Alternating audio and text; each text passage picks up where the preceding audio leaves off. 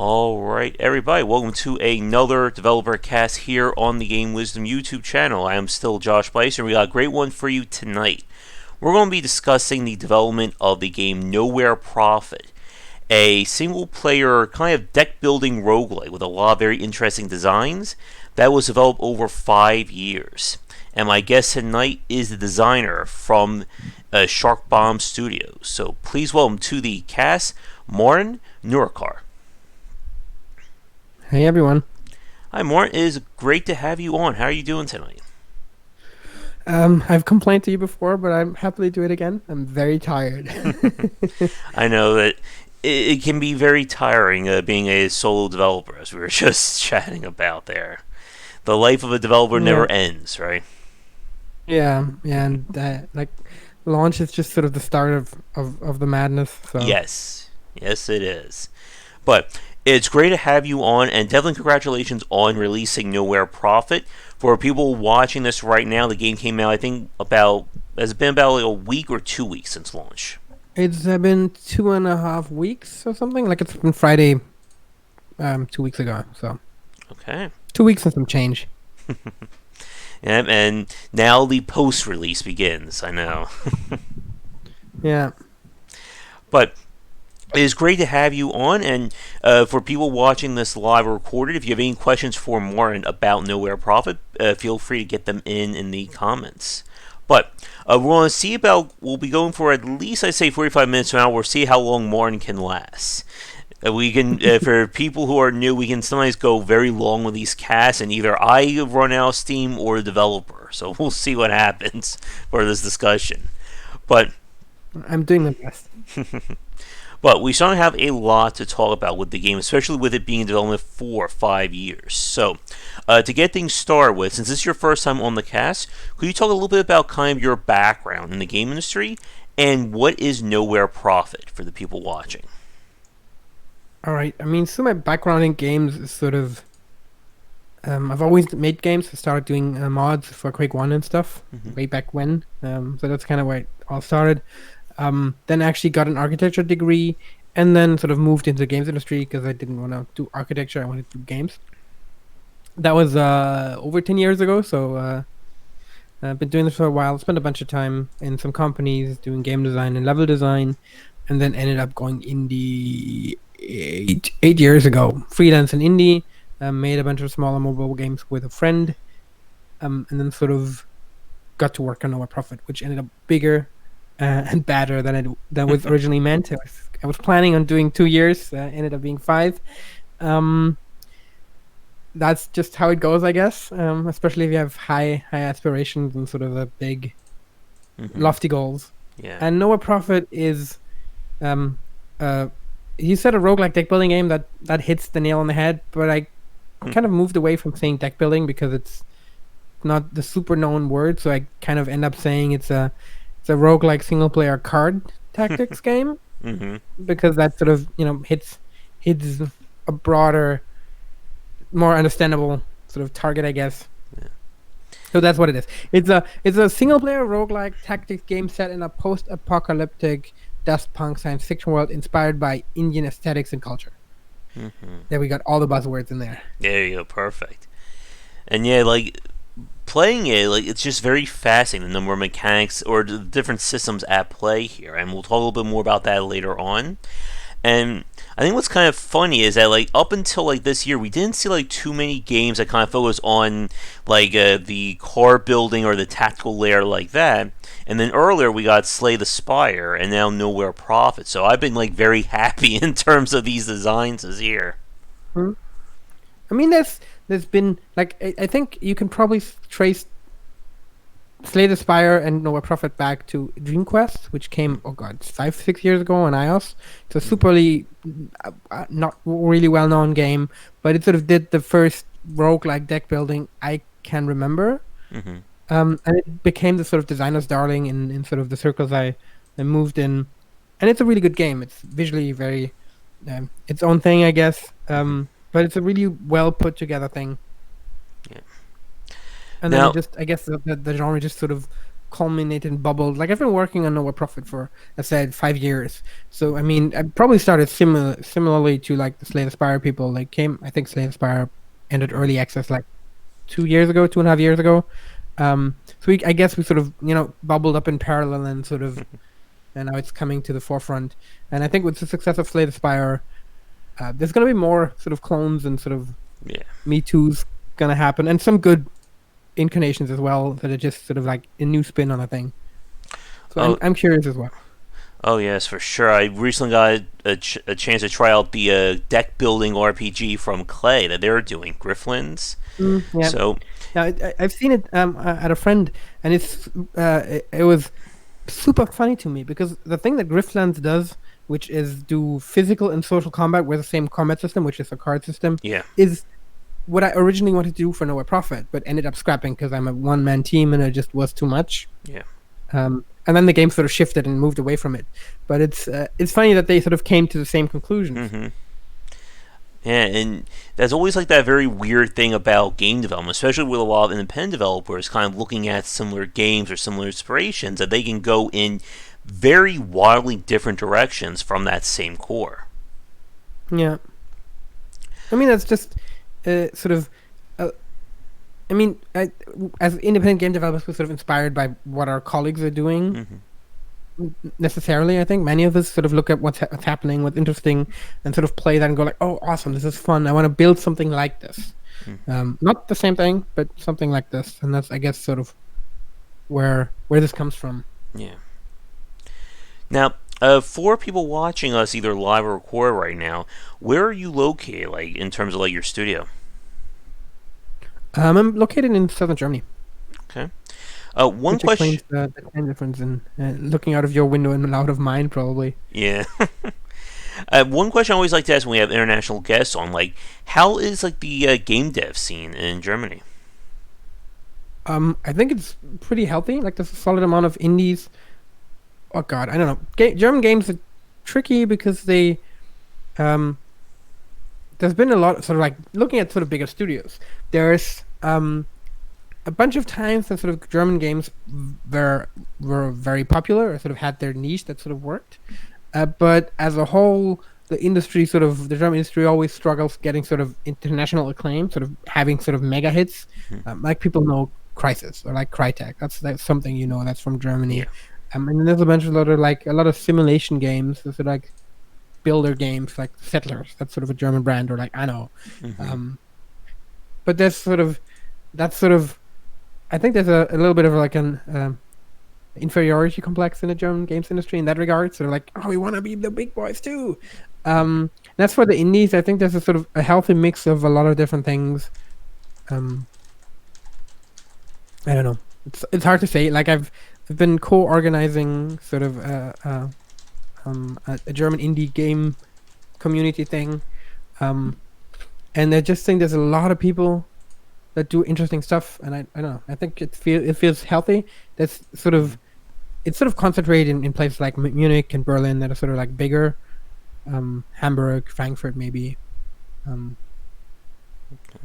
Yeah, I don't know. I'm not sure if that answers the question. I ended up rambling a bit here. Yeah, that's all right. Yeah, I've heard of Crisis. I've been a big fan of like Anno, Settlers, Blue Byte for a while now, but. Yeah, it's always interesting again about how different like the various countries are in terms of game development, especially like what genres tend to blow up there. Like I've spoken to a few developers. What?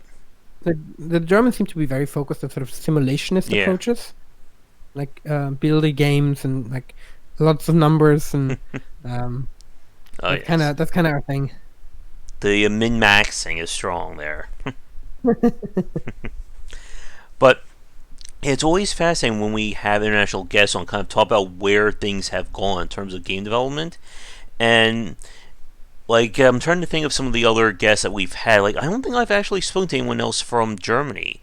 I know I've spoken to Poland, Switzerland, India, and Africa. So I think you may be my first German guest, or I'm sure somebody watching may be able to correct me if I'm wrong on their one.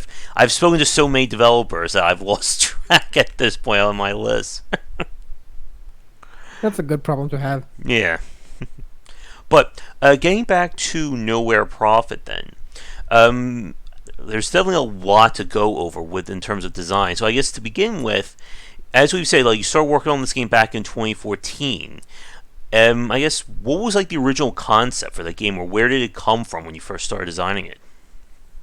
Well, it's sort of the first prototypes were this me looking for a conflict resolution system that was divorced from the content, Okay. which is what I kind of spoke to briefly with like Clay. Yeah. Like I wanted to have a conflict system that could manage combat and social situations, and the core idea came from sort of the final fight of Mass Effect One, where you meet Saren and you can get to convince him to sort of not fight against him. Hmm. At least skip one of the boss phases, which I as a player really enjoyed, but I didn't like that it sort of these sort of moments where you can navigate around conflict by being a nice person meant I lost out on some of the cool gameplay, namely the boss fight, and I hated that it's sort of doing the good thing cheats yourself out of the fun. Yeah.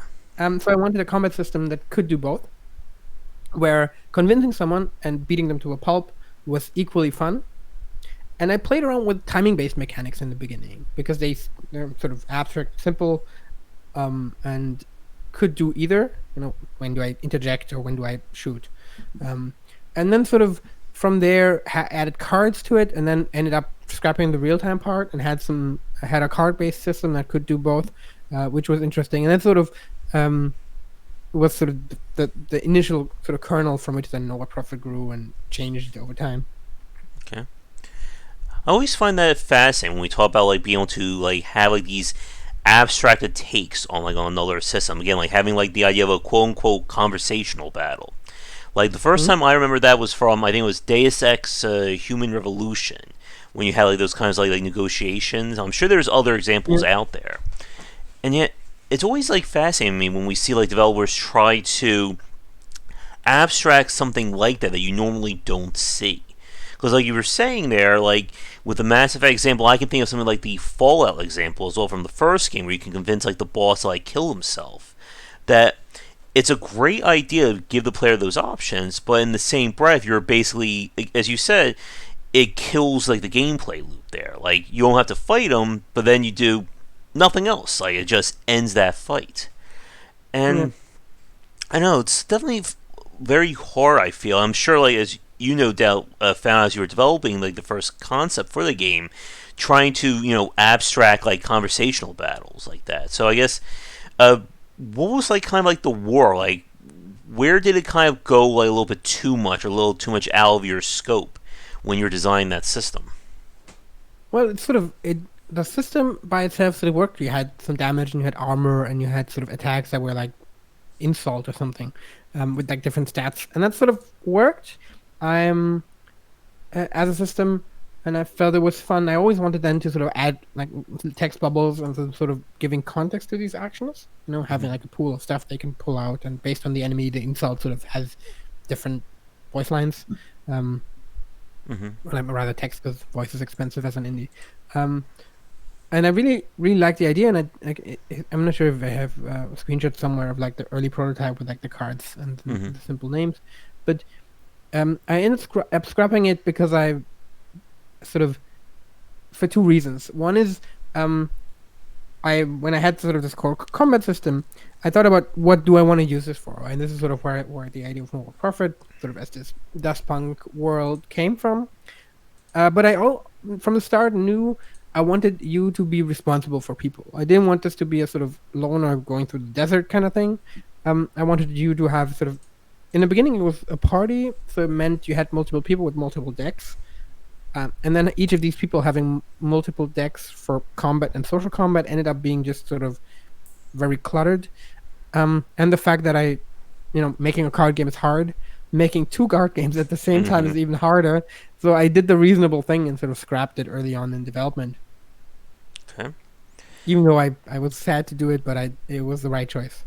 Hmm. And it can be very tough sometimes when you have to scrap these ideas like that, especially if it's one of the original ones you came up with for the design of the game. Yeah, and it's doubly hard, sort of if you're a solo dev, Hmm. because there's nobody pushing back. Like Yeah. I do a lot of things on the project, um, but at my heart, I'm a designer. So design ideas and doing something innovative and something different is really interesting to me. And I spent a couple months in the project sort of chasing an interesting travel and map mechanic. I spent like 2 months or 3 months iterating and prototyping and concepting something that's not the map that we have now. This is the thing I started with. I was like, Mm. nah, this isn't good enough. And then I went off searching and ended up with, all right, I have a bunch of interesting ideas, but none of these click for nowhere profit. So let's go back to the initial one. So I spent a bunch of time um, not going anywhere, I guess. I still want to do some of these ideas at some point in something, maybe. Um, but this is something that somebody else could have sort of interjected and gone like, hey, do we really need to spend a lot of time on this? But for me, it was like, oh, I want to do this, Mm-hmm. which is sort of hard to figure out where to draw the line and go like, nah, it's Yeah. good enough. Yeah, and especially when, like as you said, like when it is your, like was this like your was Nowhere probably kind of like your first like main game you made by yourself? Yeah, Yeah. it's the first sort of game of that size I did by Yeah. myself. And like as I've spoken to other developers too, like who've gone like the solo dev route or spending like multi years working on a single game like that, and it's very easy to kind of get stuck in that. I want to do something cool and amazing. Let me spend 2 3 months on it. But then something else cool and amazing Mm, comes on. Let me spend another 3 months on that. And then all of a sudden, as you yeah, say, like it goes from 2 years to then 5 years. Like nobody realized how fast it just went. yeah. And like, if you've spoken to a bunch of solo devs, how many of them tell you after the first big project that they're never gonna do it again? Yeah. Or they'll say like, I never want to work in this style, or this will never happen again. Like I'm done with this kind of game. I'm going to do something simple for my next one. Yeah. Yeah, I mean that's definitely where I am. So Mm. I've sort of I spent 5 years of my life making this game. Mm-hmm. Not all of it full time, but a large chunk of it. Yeah. I'm very focused on the game. It consumed a lot of my time and thoughts and blood and sweat and tears. Um, and I'm sure there's sort of developers for which making a game by themselves is good, is something that works for them. Yeah. But yeah, I mentioned earlier, I'm co-organizing sort of communities. I do a lot of local events and stuff Yeah. because I'm a very social person. And making a game by myself is just the worst for me.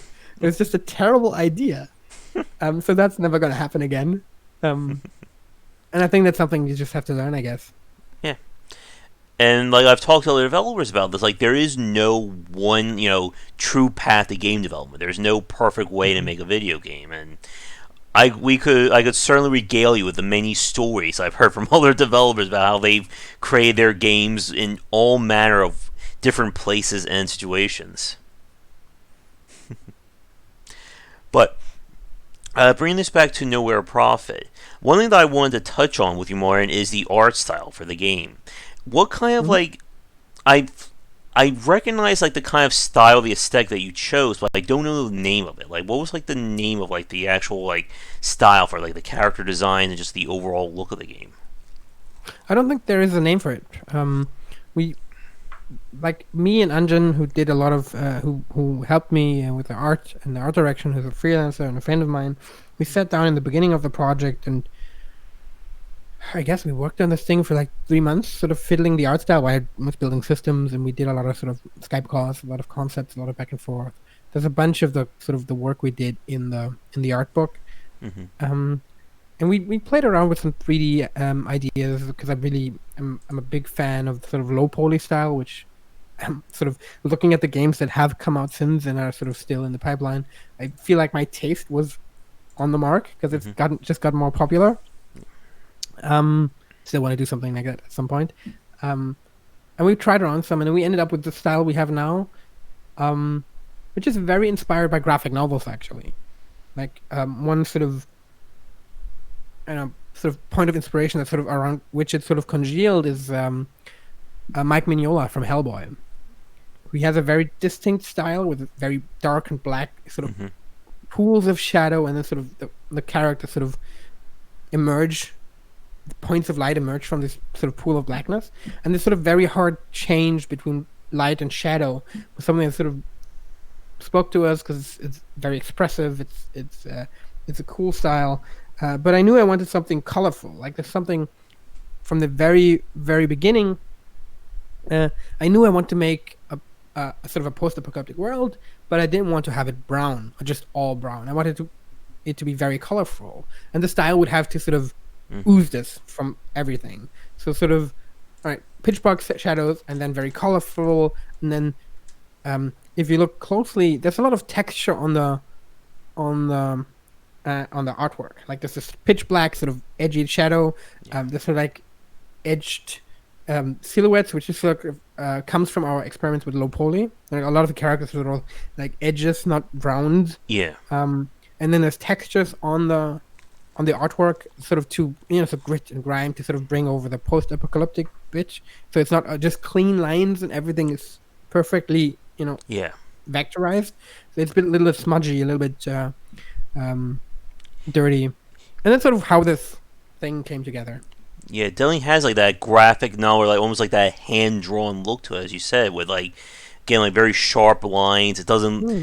look like a polygon look that we see from a lot of video game based game or a lot of video game styles, like more rounded Yeah. rounds and stuff like that.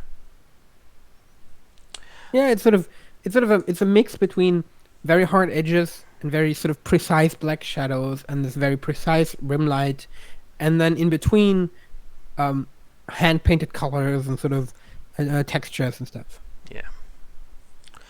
Now, focusing a little bit more on the design, or getting back to the design of Nowhere Profit, there's again like there's a lot of systems at play here in terms of you have the map system as we talked about earlier, the deck building side, and of course combat. And that certainly gives me a lot of like meat to go over for this cast. So Mhm.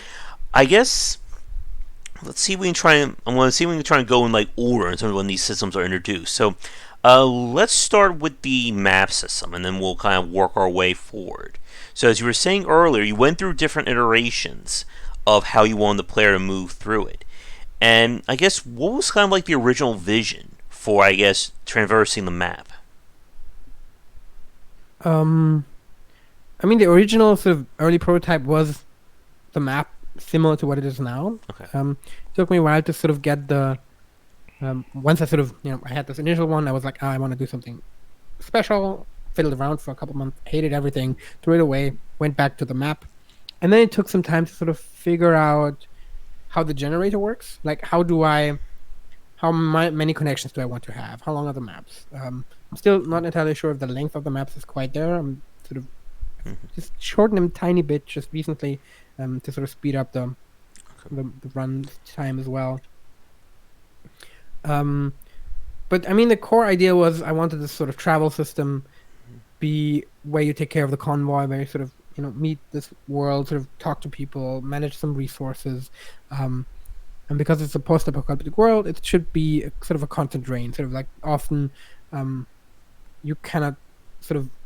There's not always an easy out. There's not always sort of a perfect answer. You'll just sort of lose people. You'll lose resources. It's going to be a difficult journey, sort of. And just to clarify, in terms of map generation, does it create like the same number of nodes or points of interest for each play, or does that vary based on the procedural Oh, generation? that varies. Okay. There's sort of um, a roughly similar amount it starts with, but since sort of it generates different paths, and sometimes based on how they are sort of arranged, it might find more good paths and then have more nodes in the final map. Um, but there's outliers. Like you can have a map that has just sort of like 10, 12 nodes in a very sort of constrained small path, central path, maybe one or two sort of side paths, but then that sort of is it. Hmm. Now, with the resource training you were just mentioning, was that system kind of in there from the beginning, or did you have to like iterate on what was the player going to lose, how much were they going to lose on each move, and things like that? I mean, there was a lot of iteration on that. Like, for example, early on, the resources were hope and endurance. And then sort of I felt endurance and hope were both very abstract, so I wanted one of them to be more, graspable. So it ended up being food and hope, which I still think is a very good combination of sort of just the theming of the resources. But yeah, the amount that you lose per step varied a bunch during development and then during the first access phase.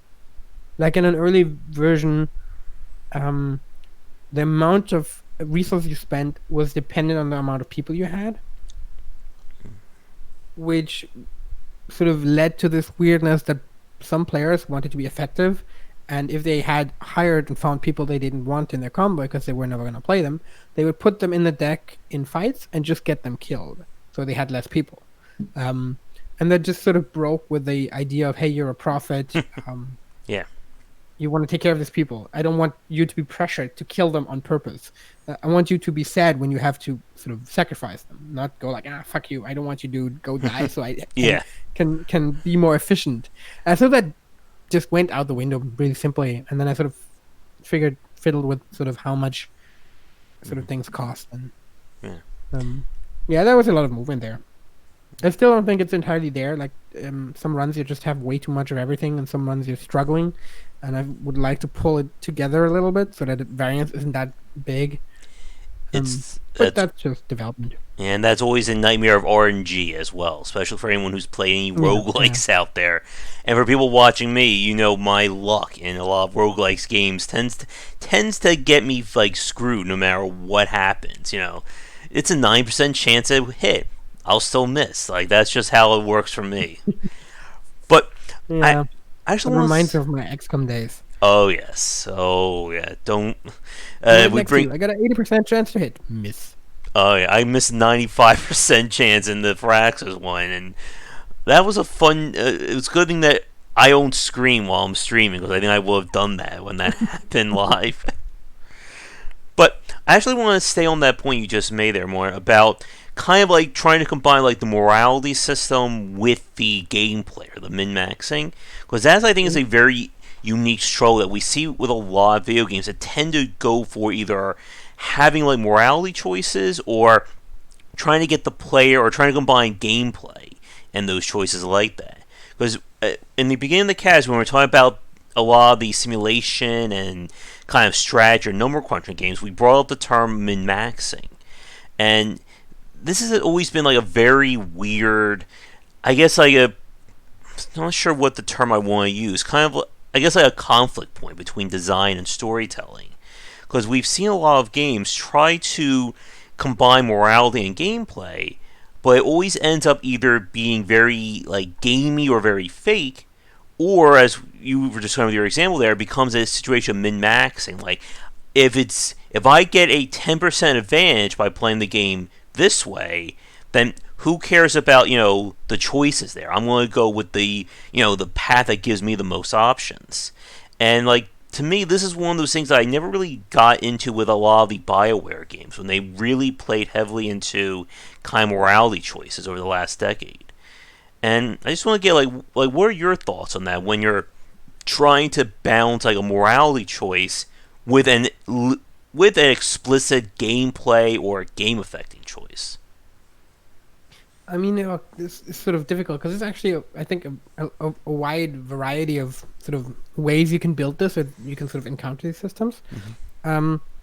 So one thing is, especially in sort of a roguelike, which you play over and over again, and in games in general, players will min-max. Yes. Players will look for the best strategy that gives them the quickest and easiest win, because games are, for many of us that play, are an optimization problem. We want to be good at this thing. We want to beat it. We want to show how good we can do this. So it always ends up being an optimization problem, and it's difficult because a part of the game designer's job is fighting against that impulse, like making a game where you cannot game yourself out of the fun. Mm-hmm. Like if there was one card in our Prophet that was super overpriced and super powerful, everybody would always take this card. No choice would matter. Yep. And you would just spam this card and win every fight, and you'd be the best at playing the game, but it'd be fucking boring. So that's something you sort of need to avoid as sort of a designer. You need to push back. But at the same time, it's always there. Like if I do morality choices, people will game them. Like people aren't stupid. Like they know that this is a game, so they know. All right, if I do this, I get some points for this. If I do that, I may lose some points of that. Which one do I want to do in this run? I'm gonna do that one, Yeah. and that's fine. It's I still think it has some repercussions, and I think sort of like morality choices um, feel a lot more strong if they're related to characters. If it's not like an abstract, sort of like Nova Prophet has, I'm sure. But I think that's always a sort of a criticism against, all right, you have happiness points or fate points or, I don't know, believer, scholar, altruist, or like good points or evil points. These points always invite abuse in gamification. Sort of like, all right, I'm maximizing my points. Or, all right, I need 30 points. That gives me these options. So I'm just going to go to 30 and then be an asshole to always Yeah. have around 30. As soon as you have points, this is sort of what will happen, which is fine, I guess. But if it's like around a character, it's different, especially if the character also has game value, which sort of happens in the War Prophet sometimes. You go to an event, one of the people comes up and go like, oh, I can run a distraction. There's a risk you may lose that person, but maybe that's a guy you're like, I don't want to play you anyway, so go. But then you're thinking as a game, that's sure. But also it might be somebody you've named after a friend and you like playing that guy. And then suddenly this sort of decision is still a game decision, but also a morality decision at the same time. And I think that's sort of when it starts to work. When sort of the game value and the morality value sort of come together. And the decision isn't just a number or just just a window dressing, or just sort of changes the one option you have at the very end. Yeah. But it changes my game state in a measurable way. But it's also a decision I sort of have to take about the world. I mean, there's one sort of morality decision that I think works really well in No Profit. And that's not one of these sort of classic kick the puppy or feed the puppy decisions, but it's the wound system in the cards. And this is something I get some pushback on. So people are like, I don't want to lose my cards. And I'm like, yes, I don't want you to lose your cards. Feel pain. That's integral to sort of what Noble Profit is to me. These people are your people. These people are your cards. You don't want to lose your cards. You don't want to lose your people. It sort of meshes these emotions together. So you feel bad for playing wounded people and for killing them. If you play enough, you'll go out of that and you just see them as tokens and then it's all fine. But I love this tension of, oh shit, because if you play them wounded, they're cheaper to play, so they have a lot of advantage, but if they die, they're dead forever. So do you bring in some wounded people? Maybe you have some wounded people you don't really like that much, and there's this fight, so you're like, fuck it, I'm gonna put some of these in, so I can get some tempo and get away quickly instead of wounding some of my good guys. What does that say about you? And that's sort of interesting. I really like that and what it does. And I think actually, sort of in hindsight, I've said this before, and I think the sort of the event system is like I love every part of the game. I think everything is good, but I think the event system is the weakest part of the game and the one I would like to improve the most. And sort of one thing would be to tie more of your people to events in sort of long form. So like if one guy has some story and that story takes like 6-7 events that span out over sort of like the journey, but if he dies, then his story's gone. So maybe there's some, it pops up again. It's like, oh, he's dead. I'm sorry. We cannot do this. There's some events like that. But I would like to have more of that. Because that would also sort of put in more of this gameplay morality at the same time, because I want to protect this guy because he's become a character, but also because I want his story. I want the content. And that'd be cool, but there's, you gotta, as a one-man show, you gotta make some compromises. Yeah, and like with I want to stay on that point for a second, but getting back to what you were saying in terms of trying to combine like the gameplay choices with your morality choices, like that. As you were saying a few minutes ago, XCOM is probably one of the best examples of this, especially the modern ones from Firaxis. Because I've seen people, they will design their characters. They'll make them out of friends, family, whatever. They'll make a highly personalized or customized take. And then they're going to feel very badly when they miss that 95% shot and they get sniped by a sectoid or a muddin. And that's always been like one of the more fascinating points. I'm glad you brought up again. I'm glad you started talking about the wound system and Nowhere Profit, because I thought that was a really great one as well, especially when you combine that with the deck building side. And I think that's probably the perfect segue into talking more in depth about it. So I guess getting back to your last point there about having like the characters represent or the cards representing characters or vice versa.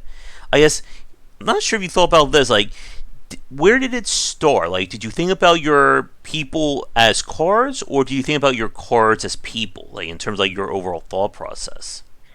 Well, I mean, it's sort of to go back to sort of answer this question. Mm-hmm. First prototype of No Profit was this sort of abstract conflict resolution system, card system. And the card system was very similar to what Slay the Spire does. Cards were actions; they weren't something that ended up on the board. You had multiple people, each with their own deck, and it was attack cards and defend cards, and that kind of it was a party-based, multi-deck, multi-enemy sort of system.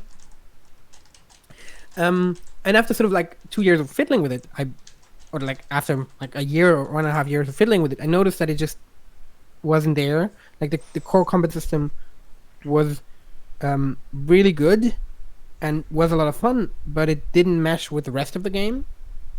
One of the issues was that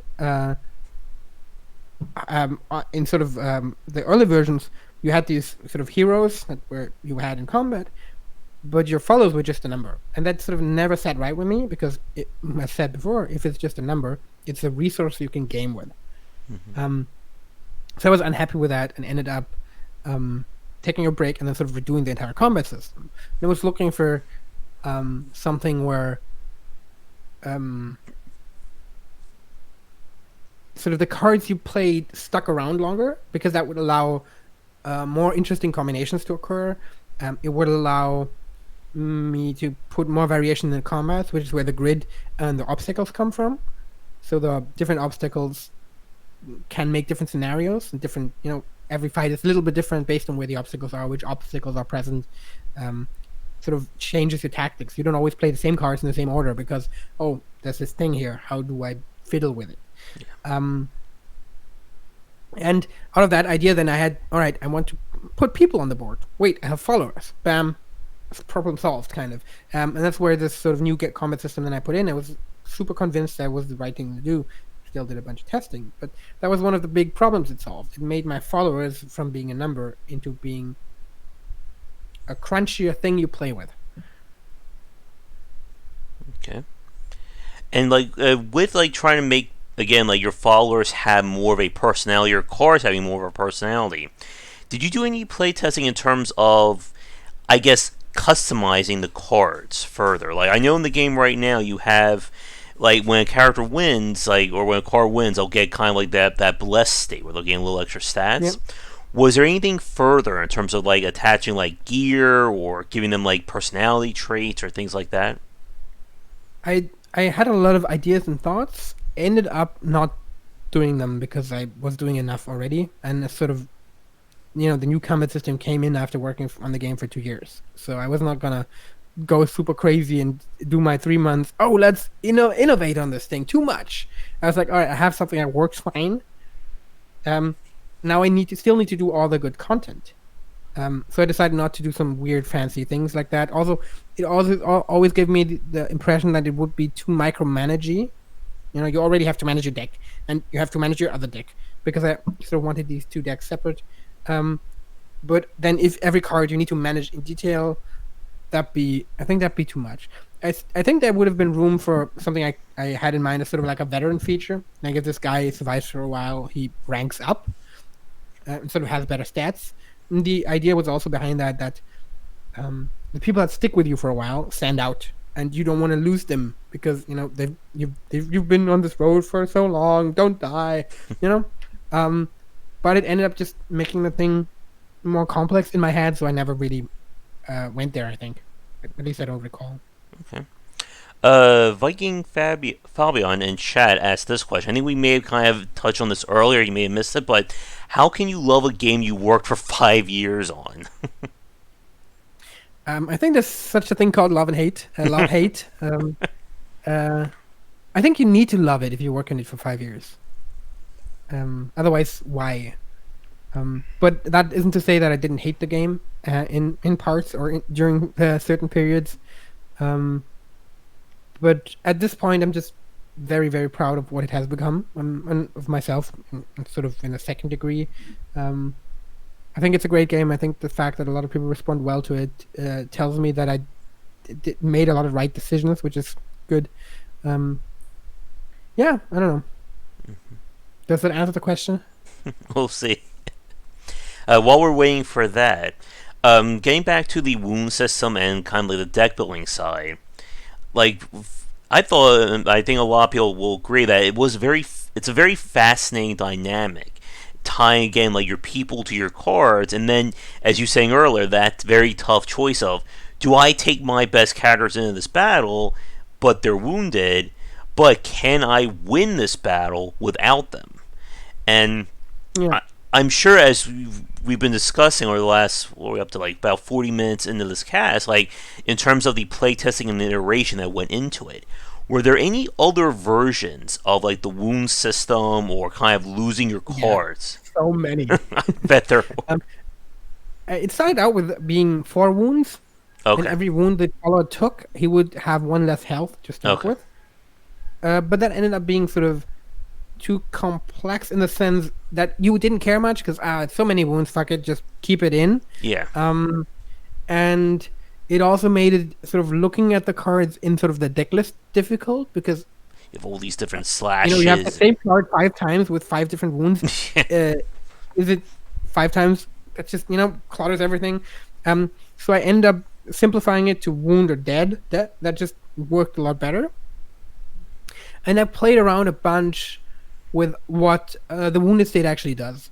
Like for a while, it only did the wounded card has 1 damage when it starts, which means it's just worse. Which means everybody who min maxes would always remove all the wounded followers from the deck, Yeah. so they would never get into the tension of risking their followers because they were just worse off. So just don't. So there needed to be something that made them tempting to play. Mm-hmm. And then for a while they had +1 attack, but started with 1 damage. To sort of go, I'm wounded, but I'm enraged. So, do I play him? He doesn't have. He's not better now. He just has shifted stats. He lost 1 and gained 1. Some follows that made that better, some made it worse, depending on sort of where the stat line sat and what sort of effect they had. Mm-hmm. That was interesting, but again, sort of too conditional. And then at some point, I think it's sort of relatively late in the first access. Actually, I think probably a year after the first access launched, I came up with a sort of 1 damage because the 1 damage really sits well with sort of you're wounded. It makes total sense that you don't start with full health. Also, combos nice with heal decks and sort of everything about that feels right. And then I've added in that they are 1 cost cheaper, which actually makes them better. It makes them better because usually 1 cost is roughly 2 stat points. So he loses 1 stat point, but loses 1 cost, which means he gains 1 stat point. And that suddenly made them a lot more tempting to play. Made them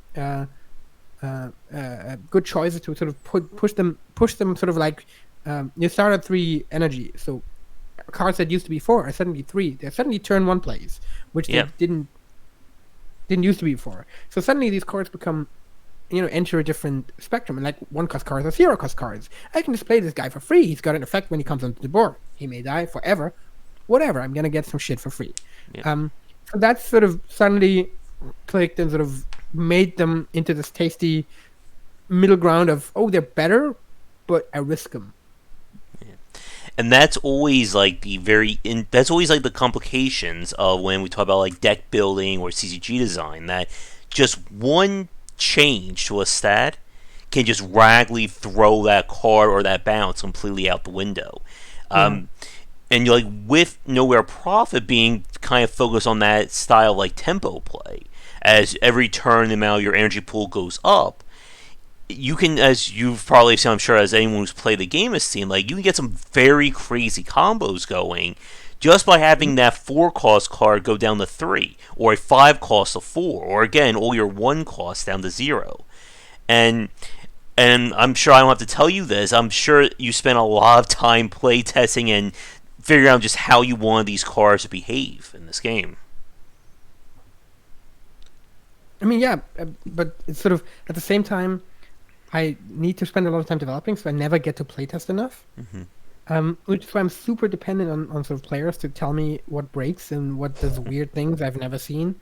Um, and I think just sort of like the game was in early access, the first access for like 1.5 years, which just so much changed. I did like 2 or 3 complete balancing passes over everything, changing every single stat line of every card, throwing out like 40 cards each time and putting in 40 new effects. Um, and that happened like 2 or 3 times based on player feedback. And that was just made the whole thing a lot better. Mm-hmm. Yeah. And again, with a game like this, like even like minute changes to a card or changing how something behaves can completely throw everything else out the window. And I guess like keeping with that point, in terms of I guess like how the cards behaved, like I've played the game at least like 2 or 3 times. I have not been nowhere profit. I can tell you that much right now. But What difficulty are you playing on? I think I'm playing on whatever's considered like the normal difficulty or like the balanced one. Like I know I'm not altering Burden, it. probably. Yeah. And I did unlock the second faction. I've gone as far as I think 3 maps in. But one thing I want to ask you, in terms of like the powers or like card interactions, did that go through any major refinements or changes as you were developing the game? I mean, I guess. I mean, I'm still fiddling with stuff. Um, the classes got a lot of change over time. Got a lot of cards removed, cards change, and sort of disbalancing passes. I'm still sort of right now looking at one of the keywords, which I think um, is sort of problematic and needs sort of a kick in the pants. First strike. First strike in units when they attack and they deal enough damage to kill the opponent, don't take damage back. Ah, yes. This does not happen when they are attacked, only when they attack. What this does is it makes these cards excellent at board control. They can Yep. remove shit and not take any damage. But the problem is that the game is already very skewed towards board control. If you lose it, you're fucked. Yes. So you need to, hang on to it super tight. And I think the game's a little bit too unforgiving there. It sort of tightens the design space too much. So I kind of want to move, push back against it a bit, which means first strike needs to change because first strike is one of the offenders that sort of there's a lot of sort of factors and sort of things that put pressure on the player that end up being board control and aggro is the way to go. Yep. So I want to change first strike. I have a version up on the Steam beta branch right now, which exchanges first strike for stun strike. Stun strike means if this unit does damage to another unit, that unit is stunned. This is suddenly a lot more. It's sort of similar in its sort of design space because a stunned unit does not do retaliation damage back.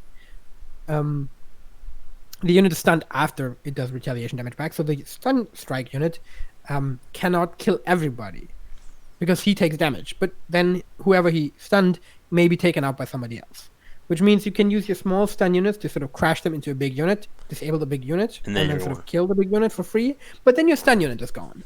Yeah. But at the same time, if you have a bunch of stun units in hand, you can plop them down, and if the enemy runs into them, he'll be stunned, giving you some room to sort of pull back and sort of gain more ground again.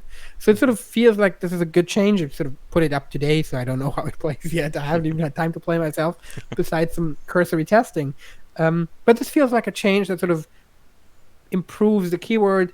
It also works really well with sort of the faction it's assigned to, which is the Raj Guard. They have a lot of first strike units, and they're slavers, and they sort of have this very strict hierarchy of, and then it sort of makes sense because they're cannon fodder guys get stun strike. You run them into the opponent, they die, doesn't matter, and then the big guys come in and clean up, which sort of fits the theme. So this sort of feels like a good change. Yeah. And stuff like that, I think will still happen for a while. Like there's some cards I don't like that I sort of, getting a game released is so much work. Now I can sort of pull back and look at sort of the tiny things I didn't have time for. And there's a bunch of cards I think that aren't good. They never were good. They're just sort of like clutter. And I'm thinking of ways to make them more interesting. One card is the Worker. It's a one cost 1/2 unit that has nothing special. It is understated. Like there's a one cost 1/2 with taunt, which is better in every way, and that's fine. Like it's fine if there's units that are below curve that you just want to throw out. Um, but I want to make him a little bit more interesting. That there's some decks where he makes sense. So I have an idea for the Worker, which would be one cost 1/1, but when you put him on the board, you gain 2 armor, which makes sense because he's part of the Union faction. The Union has a lot of sort of armor effects, and suddenly he starts to make sense in some more defensive builds, or in more armor-oriented builds. Suddenly, all right, the 1/1 that gives me 2 armor at the same time, I'm gonna put that one in. Everybody else is still gonna go, don't need this. But that makes it more of an interesting choice. Yeah. And there's stuff like this Eye for an Eye, which is a terrible card that only the AI uses. It's just 5 damage to both leaders. It's not something that is fun to play against. It's not something a player would ever put in their deck because for players, health is a permanent resource. So it's sort of this weird card that doesn't need to be there, I think. There's a bunch of things like this. Yeah. I'm gonna polish this thing. Yeah, the one that I ran into that was like causing me some of the fits was the poison effect. When I ran that for the first time, especially for we got the I think it was like the King Lizard or the Elite Lizard boss fight for the map 2. Yeah, that's the King Lizard game. Oh yeah, that was fun to realize. Wait a minute, this thing's just gonna like automatically kill like 5 of my guys. I'm like, oh no. Yeah, he's been nerfed a bunch. Like in I got a lot of flack for the bosses being too strong, just after launch, which I'm still see popping up and still sort of look into. In the early version, he killed every unit that attacked. Now he only kills the first one each turn, which is a really good sort of change for a bunch of reasons because suddenly it's a skill you can counterplay. You can just decide which one of your units will it kill. So if you have like a bunch, run the weakest one in, eat up the buff, and then just damage with everybody else. And it becomes a lot more interactive to you as a player. Now, getting back to kind of like again like the deck building side, and especially like probably as we've been talking a little bit more about the combat side of New Era Prophet. One thing that I think I know the answer to this one, but I need to ask: with the overall like gameplay of the actual combat, it does, as we were saying earlier, it focuses heavily on kind of tempo and board control plays. I'm assuming that as you were iterating and playtesting, did the overall like scope of combat change in terms of its design over the early access and the beta of the game? What do you mean scope of combat? I guess like in terms of like the overall like the strategy, like we've seen deck building games that are focused on tempo. Like in Hearthstone, there are deck building games where it's more focused on like round control, like in Gwent, and then there's and there again, there's as many different ways of having these systems as there's snowflakes out there. But like with Nowhere Prophet, did kind of like how somebody played, like the actual card side of things, change over the course of development? I mean, there was so many changes that I'm sure it did, but it's been sort of sitting on the board control sort of piece of the pie for a long time, which is because sort of a large contributor to that is not the card game itself, but the stuff around it. And the stuff around it hasn't changed that much over time. There's been a lot of changes, but the car has always been, you have a limited amount of resources, you travel, and you lose resources, and your health is one of them. And your followers are too. So that sort of means you cannot throw them away, either your health or your units, which means you need to control the board before your shit gets removed. This is sort of one of the pressures that leads to board control as the way to play. Because otherwise, like in Magic, you can play and you can win. How did they say? They say winning at 1 life and winning at 20 life is the same thing. So your own life is a resource, which you can do in Nowhere Prophet, but you'll bleed for it. Yes. And this is something I want to, I said, sort of with like looking at the first strike keyword and some other effects have been. I have a Discord. Everybody has a Discord. I have a Discord, and I use Discord to ask design questions of my players to sort of get their input and get some ideas and some inspiration. And one thing I'm sort of thinking about, because it's come up, it's sort of something that I was sort of always been there, but if I'm getting a bunch of sort of high profile some people writing a lot about this problem, which gives me a new perspective on the sort of it's always board control. Is this a problem? And it is not a problem because it's how the game is and how the game sort of always will be.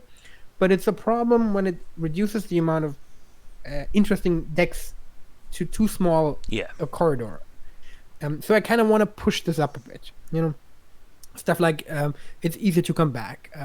Ideas that allow you to um, um, lessen the resource drain. Like have a control build that allows you to have longer fights, but at the same time allow you to not lose a lot of resources. But at the same time, it needs to be a card or an effect that an aggro deck cannot use to be even better. Like an example would be something like the mirror image from the Hearthstone Mage, a simple card that spawns a bunch of cheap jump blockers that don't take wounds because they're just constructs. And that would be a way to sort of give some tools to slower decks to sort of keep the pace. I don't think I ever want to change your cards take wounds and your health is a resource. Your health sort of is persistent. I feel like these are integral to the mood and the world of Nowhere Prophet. Taking them out would make it a vastly different game. So I'm currently hoping to put in enough interesting content. Maybe I don't know. I'm not gonna say anything that someone can hold against me, but I have ideas for classes, and maybe one of the classes could have some interesting tools that go more towards a control build. One of the classes that's in is the tower. He already has a bunch of tools for more control and more defensive builds. He's got like an armor build. He's got like a taunt build, and these are interesting things he can do. So currently, I kind of want to use the content to widen the corridor, give more tools, that I fight against some of these problems, and see if that's enough to sort of get out of, make players feel like there's more space there. And if that doesn't do it, I don't know. Maybe I'll have to revamp the armor system to make, because initially that was what armor was. Armor was just one part of health that doesn't regenerate. That's your health, and there's one part of health that sort of resets every combat, which is armor. In sort of an earlier version, the armor numbers were much higher. We had like 6 or 8 armor to start the combat with, and armor just used to be so strong because of that. I pulled it down a lot and made it be something that you need to build up during the fight, less than something you start with, because even aggro decks would just go for big armor builds and then not worry about whatever face damage they took. That sort of became too strong. But like one avenue is to sort of revisit the armor and health balance a bit. Go lower with health, but go high with armor to compensate. And then you start with 30 health. Instead, you start with 20, but you start with 10 armor. So these always get refilled each combat, which means you have 10 hit points. You have basically a buy. You have 10 free. Combat. Yeah. Yeah. But at the same time, this issue is this makes aggro decks benefit from this as well again.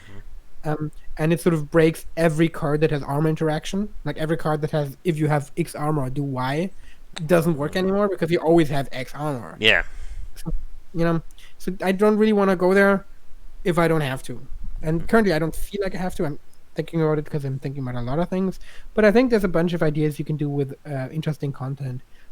Like another idea that came out of the Discord that I think is interesting is a construct you can put on the board that doesn't really do anything. But if one of your followers is reduced to 0 health points, he's shoveled back into your deck, which means he doesn't take a wound. He doesn't die. It's an interesting thing for a control deck, not for an aggro deck, because it costs energy to put down. As an aggro deck, you're not gonna spend time for something that has a payoff later down the line. But for a control deck, it's an interesting play because you can lose some of your guys, you don't take wounds, and they'll be in the deck. So when it comes around later, you'll still have people to go through. Like you can do control with a slimmer convoy deck. You don't need to go to 20 cards or 30 cards because it's going to be a long fight. You can slim down and then recycle your dudes and get more value out of your good people. So that seems like an interesting sort of, solution to widen that corridor. Yeah. And like with like the various strategies with Nowhere Profit, I think one thing that we didn't kind of touch on, I think is very fascinating, is the very fact that this is a single player, single player like RPG style game. Like this is not a competitive multiplayer game. You're not having to worry about meta or how this is going to respond to another player. And I think on one hand, that is kind of a freedom for you. Like you're not having to worry about multiplayer balance, but in the same token, you're having to deal with the bounds of, I have my AI or my enemy deck set up like X. How will I balance this or balance the player's options so that A, as you said earlier, like you're not railroading to one of two choices, and B, the fact that can the player still beat the AI given the changes that you made with the game? Yeah, I mean that's a hard question Yeah, to answer, and sort of like the feedback just after launch, it's sort of, oh, these bosses are too hard. Um, Sort of tells me that I'm not quite there, and I'm not sure it's sort of like the ideal balance can ever be reached, because yeah, part of the fun of roguelikes is the variance in your runs. You can have a run, you can get the perfect equipment in the first map and then sort of build everything around it and just go to town on the enemy. You cannot. You can yeah, just lose and run into shitty events and lose some people. Go like, fuck it, table flip, let's do it again. Um, so I think the variance and sort of the that is part of it and needs to be part of it. Um, but the important part that sort of isn't there, and that I think players notice and take offense with, is enemies on the same level of the same sort of weight um, have a lot of variance in them. If you cannot reasonably know what to expect, there's still going to be some weirdness here and there. But if like all bosses are here and one boss is here, you will notice this boss being an asshole. yeah, If all enemies are here, but a bunch are up here, like one faction is up here, you're never going to go by that faction. You'll notice. So this is sort of an important part, sort of making sure they're all in a reasonable space close to each other. You'll still find matchups that'll just trash you because you have the wrong deck for them, or you just have the enemy has just luck with one card right now, and it's just a perfect counter for everything you had. That'll still happen. But that's fine. But if if a few of them are super hard and everything is super easy, that doesn't work. yeah. hmm And I just want to stop for a quick second as a time check. We are just over an hour in. And again, like as I was saying to Morgan earlier, like these casts can run very long depending upon how much we get into. I figure I know it's late where you're at. Yeah, gotten dark over the course of this cast. I know that's happened on a few other casts we've had where you can see the passage of time out the guest's window. But I figure I have a few more questions for you. I would say maybe like for myself, maybe another 10 to 15 minutes if that works for you. And Yeah, that's fine. I need for some food, but yeah, keep going. I know I have lunch waiting for me as well. I have to learn to do these casts after eating, not or before I eat, and then or the other way around. See, I'm running on fumes myself here. But for the people watching us right now, I'm going to give kind of a last call for any questions. So, if you have anything for Marm regarding Nowhere Profit, deck building style games, whatever, please get them in. Because after I'm done with my series of questions, we'll go into like our final wrap up phase. But with that said, getting back to the game, one thing that we didn't touch on, actually two aspects of Nowhere Profit's design that I wanted to bring up here. The first thing is the kind of the leader deck, or kind of like your, I guess, quote unquote, spell cards in Nowhere Profit. Because we've spent the last hour talking about the people in your convoy. But where did the idea of like your command deck or your leader deck come in with the design? Well, it's sort of. I assume it's hard to say because it's sort of at some point the combat system is very different. I always liked the idea of the split of sort of two decks, because it's sort of this is your profit and these are your people, and sort of having them separate felt good to me. And I always wanted to sort of not have the player need to fiddle with too much. Like between combats, before combat starts, you don't need to think about all decks, all the things. You need to think about your convoy deck, and that's usually it. If you want to be fancy, you can swap out some equipment, but that's very chunky and simple to sort of conceptualize. So I wanted these decks to behave very differently. Like you can in the convoy deck, you can pull in people, put them in, put them out at whenever you want. You can go down to 0 cards and start into a combo without any cards on your hand in a convoy deck. If you want to be fancy, go for it. The Hermit convoy just has 1 card to start with. Why not? But for the leader deck, I wanted it to be very sort of static and slow to change, so you wouldn't have to worry about it between combats. It was more like, oh yeah, I got something new, let's put it in, let's go. And that's sort of where these sort of very very different deck building systems came from. Like I mean the combo deck is more like Hearthstone or Magic. This is your collection, this is your deck, just build it. And the leader deck is more like Puzzle Quest or Slay the Spire. This is a deck where adding and removing is something that happens slowly over time, and this thing transforms instead of being completely replaced every time. And it just sort of been there. Okay. And I like what you said in terms of having, like, essentially you have almost like 2 different styles of deck building in Nowhere Profit. Your followers, again, like that, and actually that takes me to another one of those very interesting parallels of these kinds of games. Like, when you play a game like, say, The Spire, you want your deck to be as lean and as focused as possible. Even if, a 5-card deck may sound crazy, but if that's a 5-card combo that works every time, go nuts there.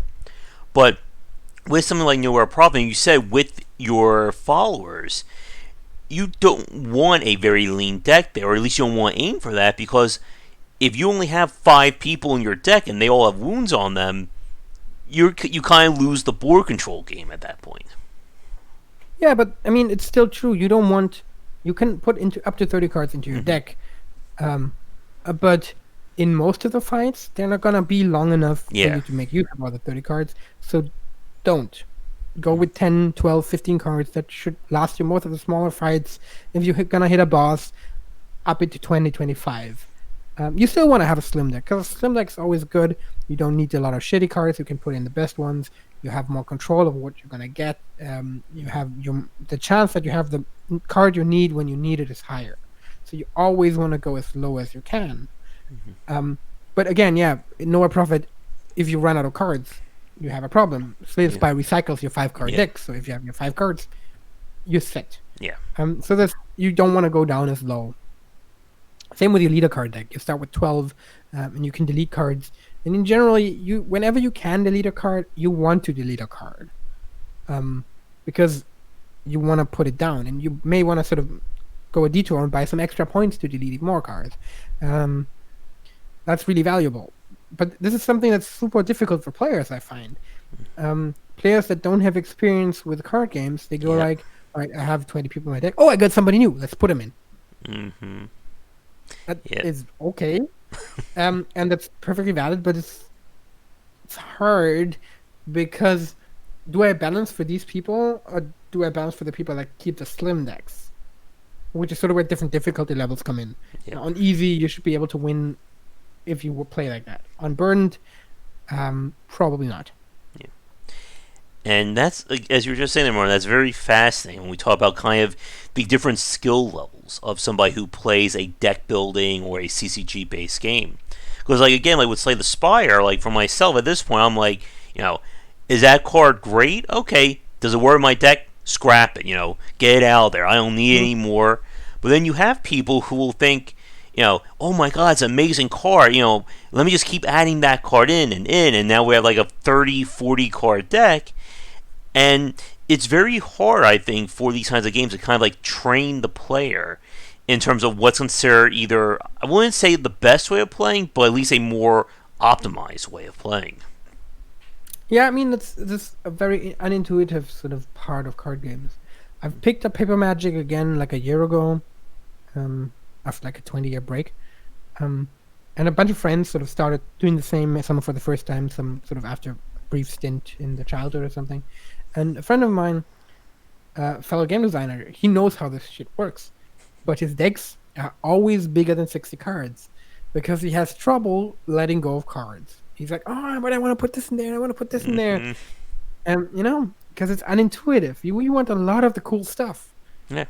and in a deck building game, you need to get rid of some of the cool stuff to have this other cool stuff Mm-hmm. that's fitting a little better right now, and that's a hard choice to make. Yeah. You know, Mm-hmm. because and I think sort of I come up with this just right now.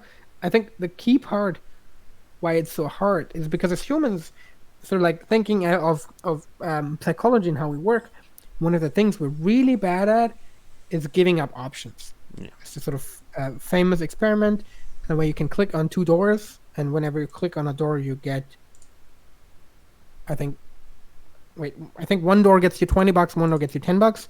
But whenever you click on a door, the other door goes smaller. So you click $20, $20, $20, $20, and before the $10 door vanishes, you click the $10 door, so it goes big again. But you have a limited amount of clicks. So this was a stupid idea. You just paid $10 to keep this door open. Mm-hmm. But there's something that's wired in us. We have trouble letting go of options.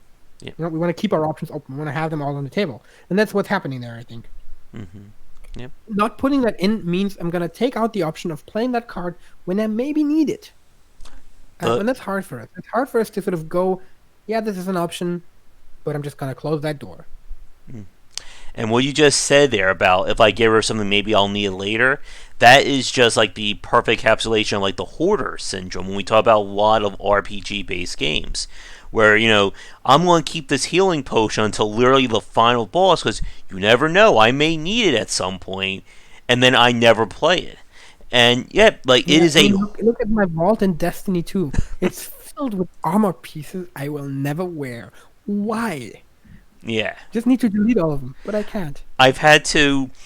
It has been a struggle. Like people who've watched me play like ARPGs know that I just have like the hoarder, like you fill your house up to like this roof with stuff. Like that's my inventory in just about every ARPG I play, Diablo, Grim Dawn, whatever. And it's taken me a very long time to kind of force myself off of that. And now these days I'm like, is this part of my build? Nope. Get rid of it. Like at this, I may have gone too overboard now. Now I'm just like, what? That's part of the journey to mastery. Yeah. Mm-hmm. Judging the value of the game pieces in regards to what you already have. When you're playing out early, you're everything. not good at that. Yeah, you're just putting everything. It's cool, it's powerful, let's put it in. But later on, you're good enough, you know all the pieces. Even if it's just you memorize the cards, you go like, all right, this is good, but there's other good stuff, and sort of compared to the plays I've made, I don't need this right now. This is just something that comes with experience. Mm-hmm.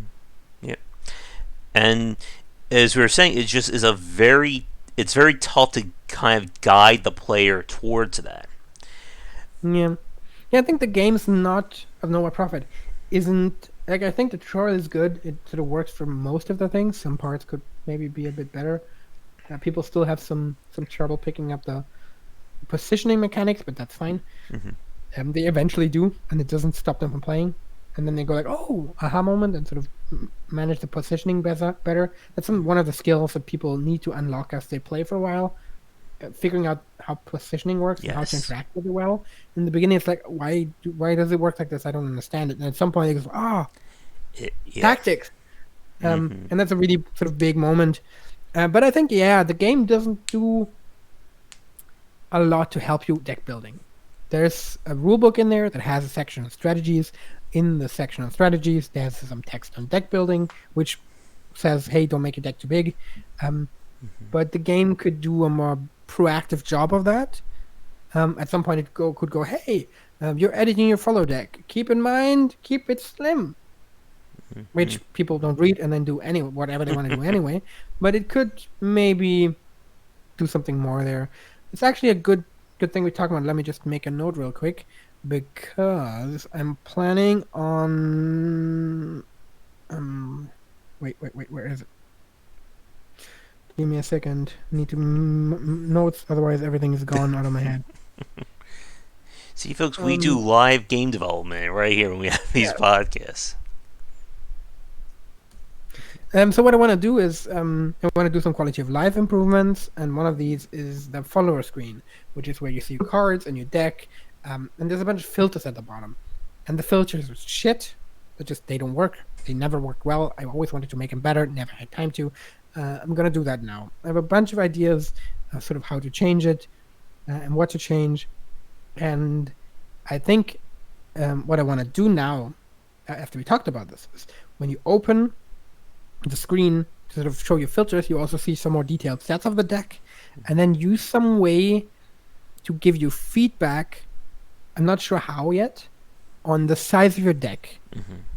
In sort of like if your deck is it's too small, you're gonna get like a hint of dangerously few followers. If you have a huge deck, it goes like maybe unlikely to find the right cards or something. Maybe it's like a red to green Hmm.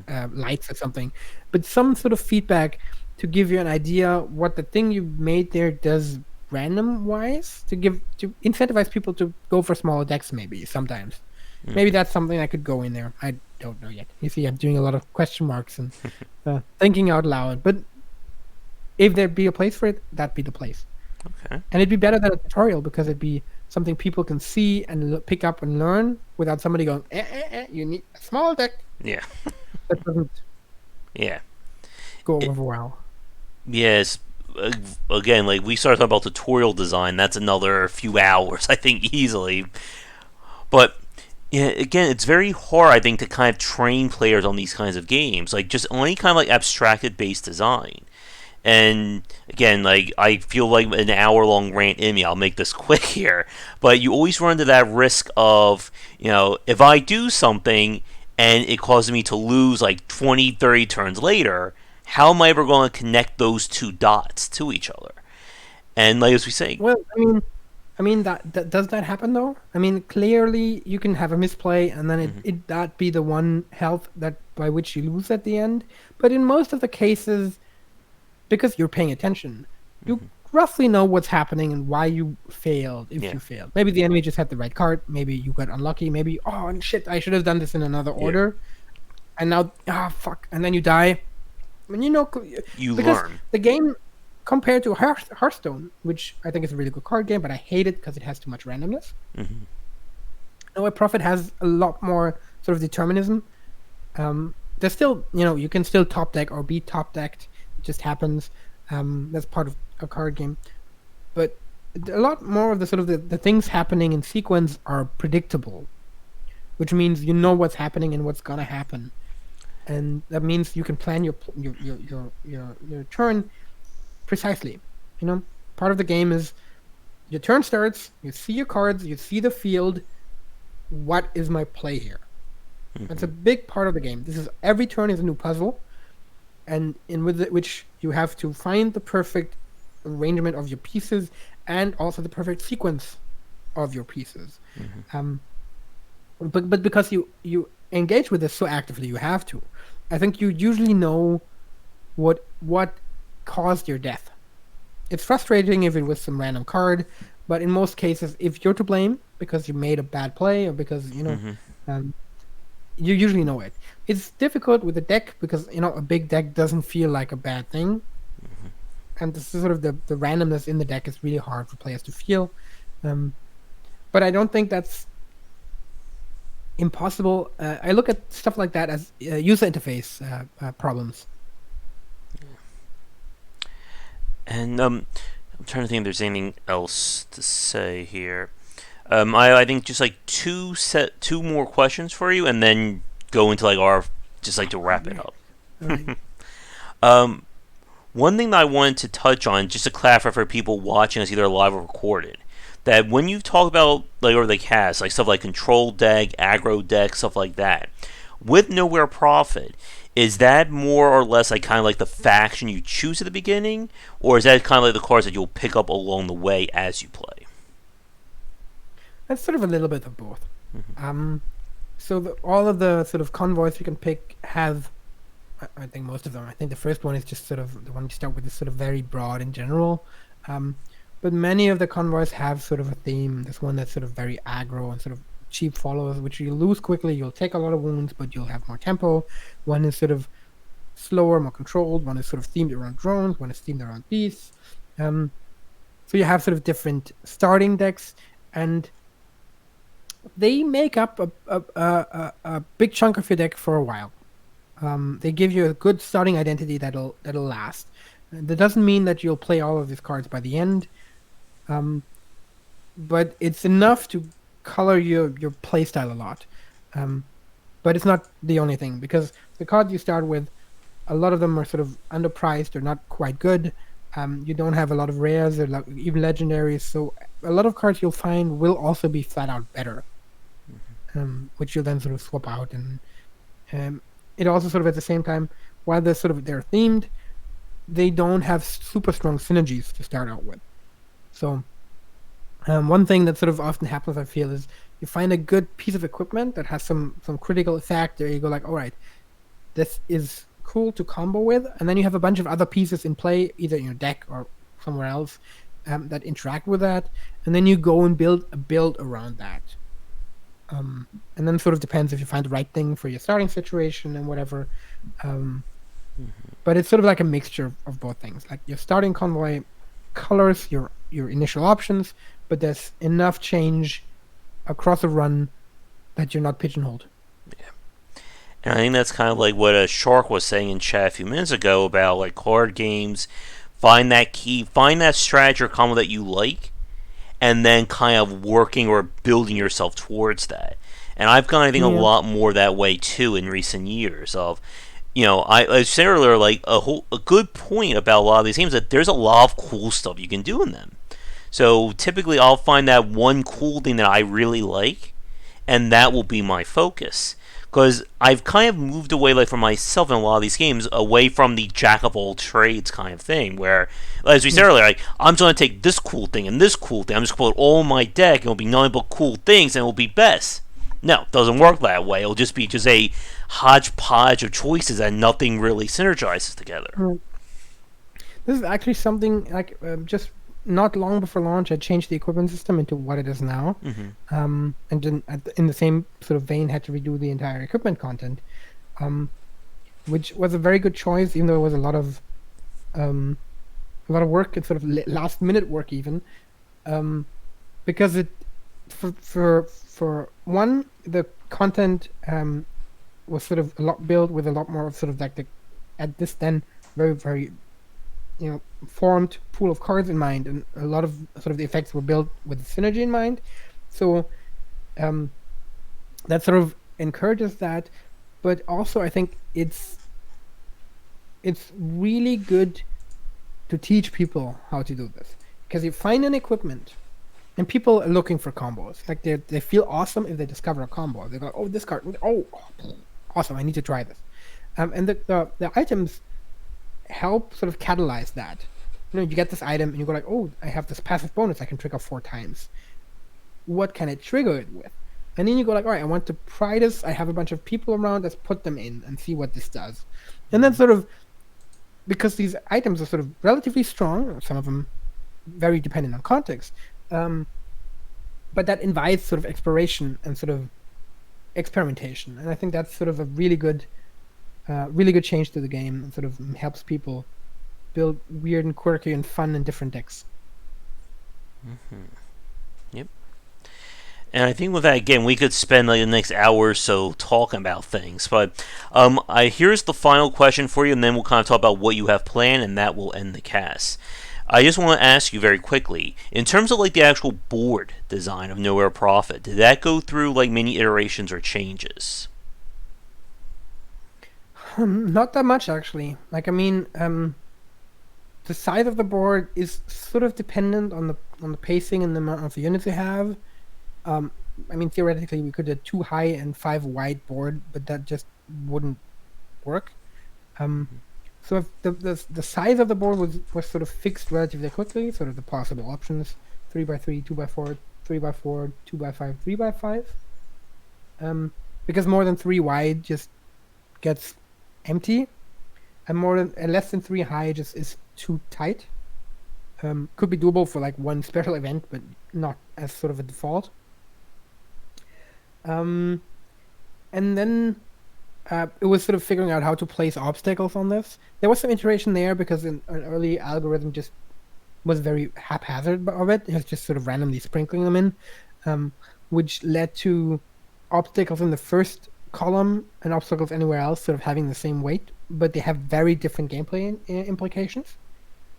Obstacles in the first column can block people from attacking, so they box you in, and starting on a field with like all your first row block would sort of prevent you from attacking. Actually, something I'm sort of looking at the same time also. So that went through a bunch of iterations, and then sort of figuring out how many sort of hazards and advantages to put in, and sort of that changed at some point. The sort of lootables came into combat, which if you destroy them give you an out of combat bonus, which are fun and nice and interesting, and because they sort of make you want to play suboptimally. Can I spare an attack to get this thing? Um, and that sort of changed the way things are placed on the grid. But the grid itself was there pretty early. There was a Okay. bunch of iteration with how attacking works in the grid. Some of that can be found in the daily challenge mutators. Just briefly, because I'm getting really hungry now. Yeah. One iteration I had was you wouldn't attack a unit, you would always attack a row, and you would hit the first thing in that row. And if there was nothing, you would hit the enemy leader, which is functionally very similar to what it is now. You can only hit the first one in each row and whatever. The difference being that it sort of was differently conceptualized. But the big one is you could only attack the leader if there was one empty row you could sort of push through.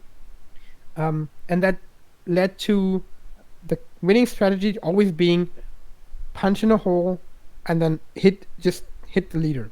Because hitting the leader became this very rare thing. You didn't want the enemy to build up too many units, and then it was super hard to hit them, and fights would draw on. So you would always go face damage as soon as you could, which means you would not interact with the board as much as I want you to.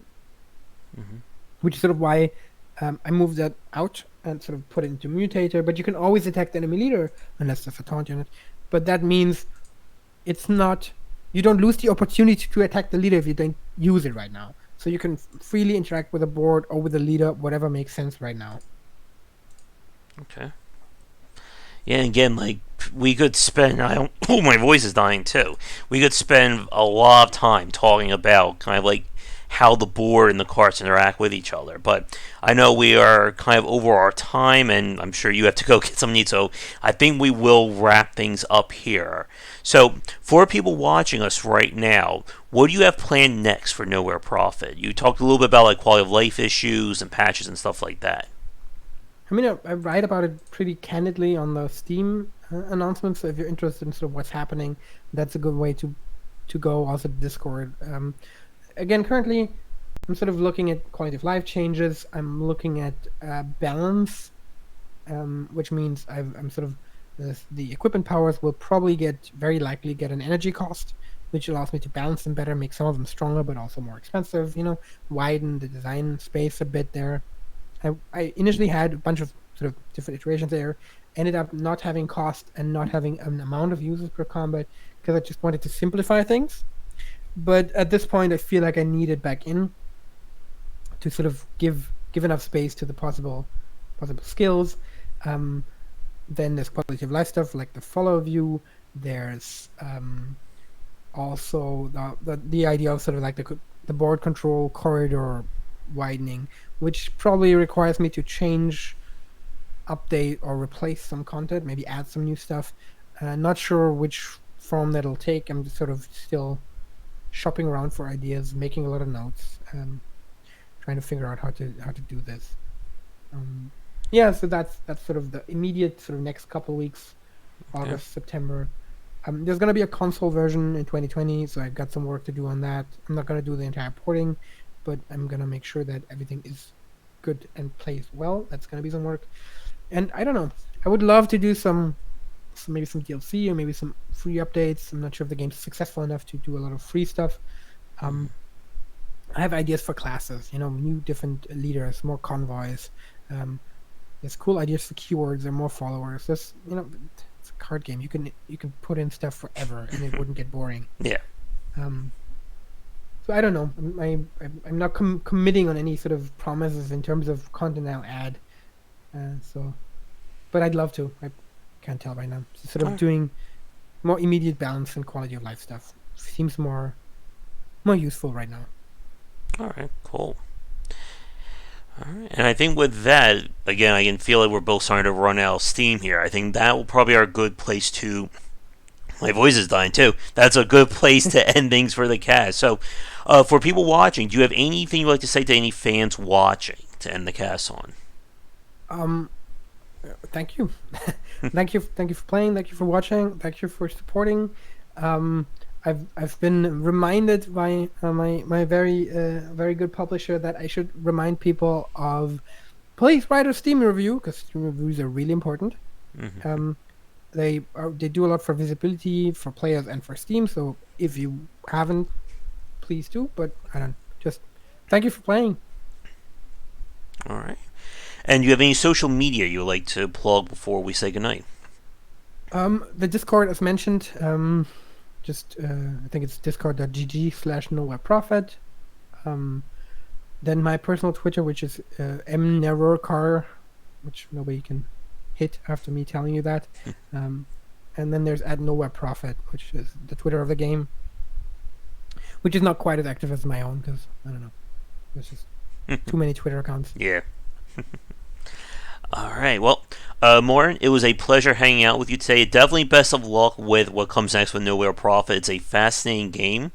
I hope we hear a lot more from you in the future. Thank you. I hope so too.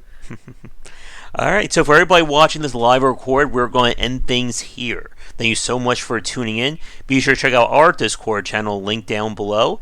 Check out Nowhere Profit on Steam now. By the time you're watching this recorded, my first look video should be already up. If you're watching this live, it should be going up in a few days. But if you're a developer working on your own game in the future and like to come on for a cast, please don't hesitate to get in touch.